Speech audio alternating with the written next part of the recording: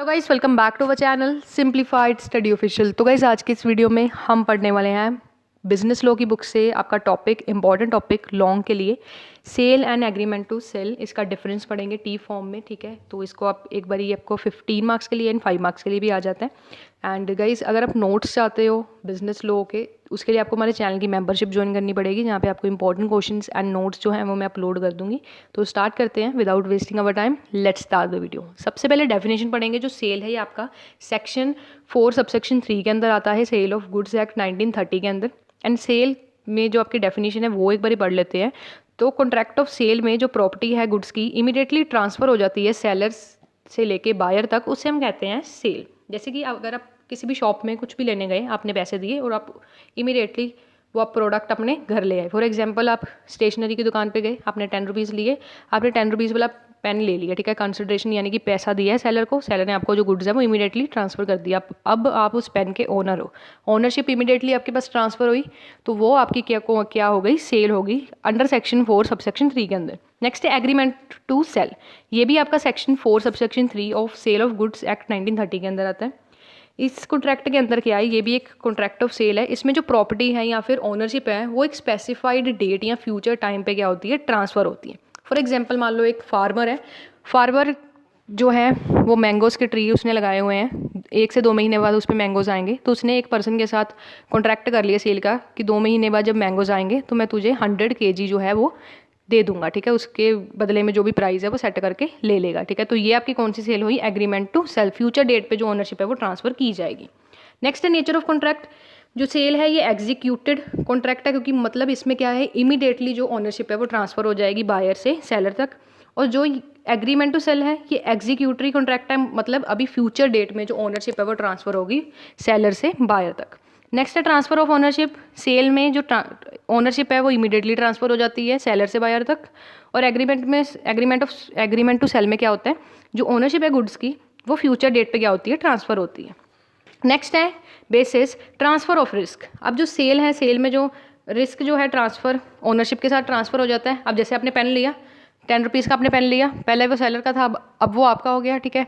अब उस पेन के ओनर आप हो, अगर वो गुम होता है, वो ख़राब होता है, तो वो सारा जो रिस्क है वो आपका ही होगा, ठीक है। आपका ही लॉस है, जो भी होगा वो सब आपका है, क्योंकि उसके आप ओनर हो। बट एग्रीमेंट टू सेल में जो सेलर है वो सारा जो है रिस्क बेयर करता है, क्योंकि ओनरशिप अभी सेलर के पास है, अभी उसने जो ओनरशिप है वो बायर को ट्रांसफ़र नहीं की, तो रियल ओनर कौन है, सेलर है।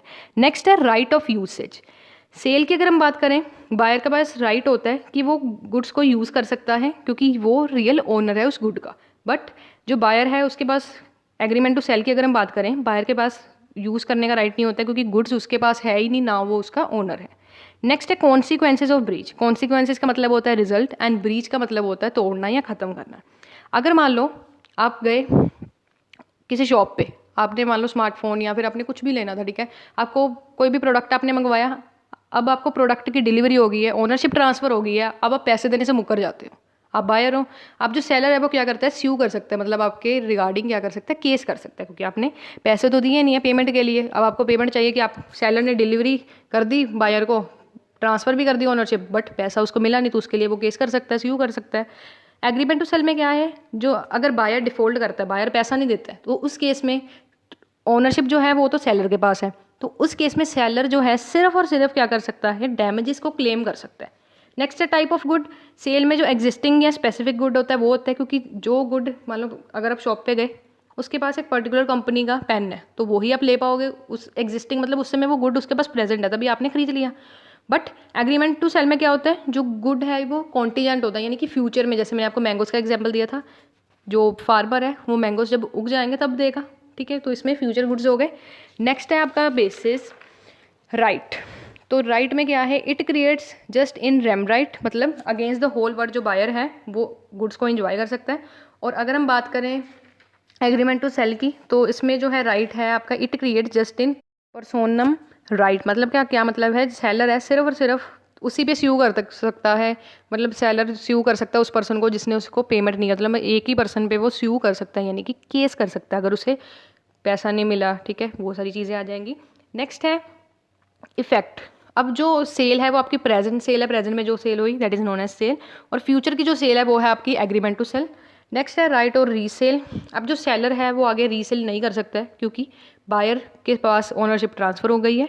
बट एग्रीमेंट टू सेल में अगर बायर डिफ़ॉल्ट करता है, बायर कॉन्ट्रैक्ट को तोड़ देता है, तो उस केस में सेलर के पास ये राइट होता है, ये पावर होती है कि वो क्या कर सकता है, उस गुड्स को आगे क्या कर सकता है, रीसेल कर सकता है। ठीक है, तो गाइस ये था आपका topic sale and agreement to sale का डिफरेंस। जब मैंने आपको इंपॉर्टेंट क्वेश्चंस बताए थे, ठीक है, उसकी वीडियो डिस्क्रिप्शन में है। जो मैंने आपको बताए थे कि ये एग्जाम में क्वेश्चंस आएंगे, उसका मैंने फर्स्ट क्वेश्चन आपको यही बताया था, sale and agreement to sale का। ठीक है, तो वो जैसे मैंने आपको कहा था उस पर मैंने वीडियो बना दी है। ये आपको 15 के लिए भी आ सकता है, 5 के लिए भी आ सकता है। ठीक है, एंड गाइस बिजनेस लॉ की फुल प्लेलिस्ट का लिंक डिस्क्रिप्शन में है। अगर आप चाहते हो नोट्स एंड इंपॉर्टेंट क्वेश्चंस के लिए, उसके लिए आपको हमारे चैनल की मेंबरशिप ज्वाइन करनी पड़ेगी। इंपॉर्टेंट क्वेश्चंस का लिंक जो है मैंने डिस्क्रिप्शन में दे दिया, बट वो सिर्फ मेंबर्स ही उस वीडियो को देख सकते हैं, तो चैनल को ज्वाइन कर सकते हो।